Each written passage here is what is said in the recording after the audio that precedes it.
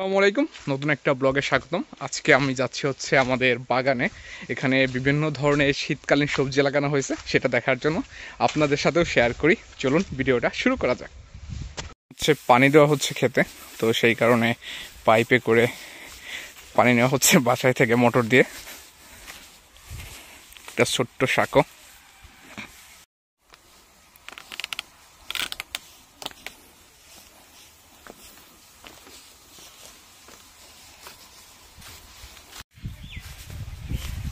এই হচ্ছে আমাদের ক্ষেত বা বাগান বলা যায়। এ পাশে হচ্ছে টমেটো লাগানো হয়েছে।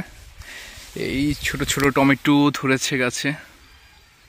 টমেটো খাবেন, শীতকালীন সবজি, প্রচুর উপকার আছে, সাথে হৃদরোগ সমস্যাও দূর করবে।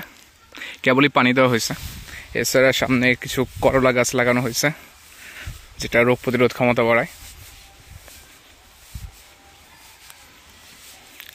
তারপর এই পাশে আসতে হচ্ছে পালং শাক, যেটাতে প্রচুর পরিমাণ ফাইবার আছে। সবুজ সবুজ পালং শাক, সাথে হচ্ছে মূলা শাকও আছে। এই যে মূলা। এই পাশে লাউয়ের মাচা করা হয়েছে। লাউ গাছ আস্তে আস্তে বড় হচ্ছে আলহামদুলিল্লাহ। সাধারণত উপরে যে মাচা করা হতো সেটা হচ্ছে বাঁশ দিয়ে করা হতো এবং কঞ্চি দিয়ে করা হতো, কিন্তু সেই ক্ষেত্রে দেখা যাচ্ছে যে বেশি পরিমাণ ক্ষয়ক্ষতি হতো, যে ভেঙে পড়ে যেত বা হচ্ছে কয়েকদিন পর নষ্ট হয়ে যেত। কিন্তু এই জাল ইউজ করার কারণে, বড় বড় জাল ইউজ করার কারণে অনেক দিন পর্যন্ত টিকে এবং হচ্ছে এটা সহজে নড়ানোও যায় এবং হচ্ছে সহজে টানানোও যায়। তো মাচা করার ক্ষেত্রে জাল ইউজ করাই উত্তম। আর এই পাশে হচ্ছে কম্পোস্ট তৈরির প্রক্রিয়া চলে। এখান থেকে কম্পোস্ট মূলত এই ক্ষেতে ব্যবহার করা হয় চাষ করার জন্য। এই হচ্ছে পালং শাক। তার পাশে এই পাশে আছে হচ্ছে দেশি কচু। দেশি কচুতে প্রচুর পরিমাণে ম্যাগনেসিয়াম থাকে। পাশে ঘাস লাগানো হয়েছে গরুর জন্য স্পেশালি। আর এ পাশে হচ্ছে ফুলকপি। এখনো ফুলকপি ফুটেনি, কেবল সবে চারা বড় হচ্ছে আস্তে আস্তে। তার পাশে ছোট্ট করে রসুন ক্ষেত, আর ওপাশে লাগানো হয়েছে পেঁয়াজ, বাসায় যতটুকু দরকার তার জন্য। আর এ পাশে হচ্ছে দেশি আলু লাগানো হয়েছে এবং এখানে হচ্ছে নাড়া দিয়ে দেওয়া হয়েছে বা হচ্ছে ঘাস দিয়ে দেওয়া হয়েছে, মৃত ঘাস, যেন শীতকালে যে আর্দ্রতার সমস্যা থাকে, মাটি থেকে পানি দ্রুত শোষণ হয়ে যায়, সেটা যেন না হয়। এ পাশেও পেঁয়াজ লাগানো হয়েছে।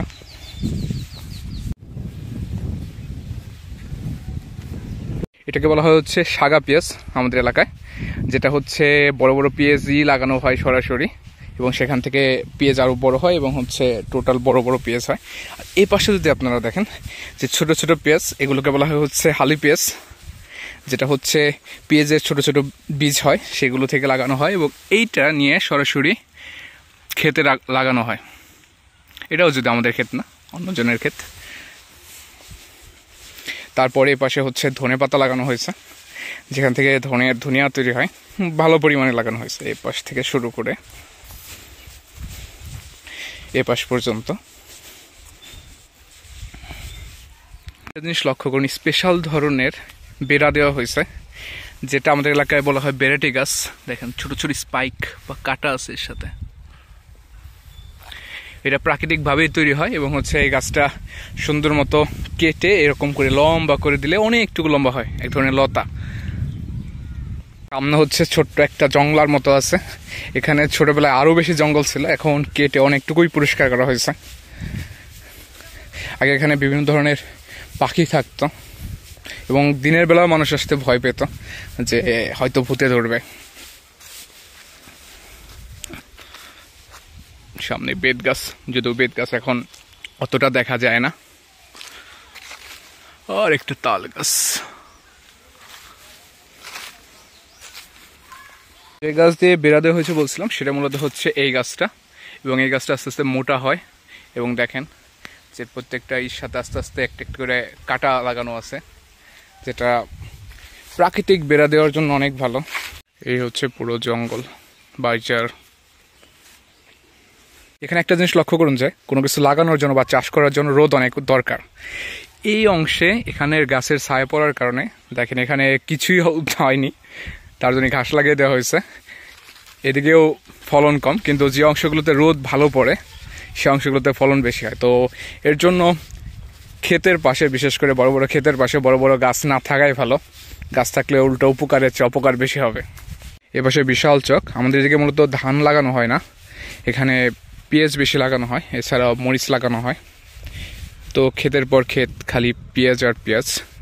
নর্মালি এই সময় হচ্ছে সরিষা আর ধান লাগানো হয়। সরিষা বা ধানে লাভ কম, এর চেয়ে পেঁয়াজে লাভ বেশি বলে আমাদের এদিকে পেঁয়াজ বেশি করে লাগানো হয়, এবং হচ্ছে তুলনামূলক সরিষা ধান কম লাগানো হয়।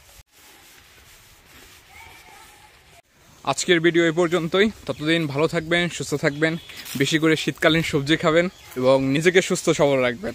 ধন্যবাদ।